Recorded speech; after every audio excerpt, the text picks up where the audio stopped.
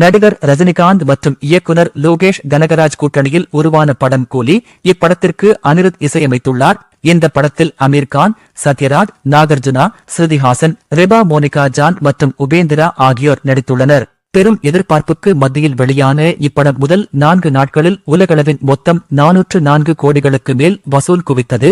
தமிழ் சினிமாவில் 1000 கோடி வசூலை குவித்த முதல் படம் என்ற சாதனையை கூலி படைக்கும் என்று எதிர்பார்க்கப்பட்ட நிலையில் எதிர்மறை விமர்சனங்களால் இப்படத்தின் வசூல் வெகுவாக குறைந்தது.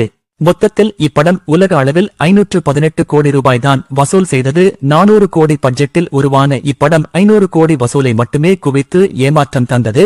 இந்நிலையில் கூலி படம் நன்றாக தான் இருந்தது என்று சமீபத்திய பேட்டியில் கிரிக்கெட் வீரர் ரவிச்சந்திரன் அஸ்வின் தெரிவித்தார். அந்த நேர்காணலில் பேசிய அஸ்வின், கூலி படம் நன்றாக இல்லை என்ற கருத்து அதிகப்படியாக வந்தது. அந்த படம் OTTயில் வந்த பின்பு நான் பார்த்தேன். என்னை பொறுத்தவரை ஒரு படத்தை முழுவதுமாக ஒரே அமர்வில் பார்க்க முடிகிறதா என பார்ப்பேன். என்னால் கூலி படத்தை ஒரே அமர்வில் பார்க்க முடிந்தது. ஒரு விமர்சகராக அந்த படத்தில் 10 குறைகள் கூட கண்டுபிடிக்கலாம். ஆனால் இவர்கள் சொன்ன அளவு கூலி படம் மோசமில்லை என்று தெரிவித்தார்.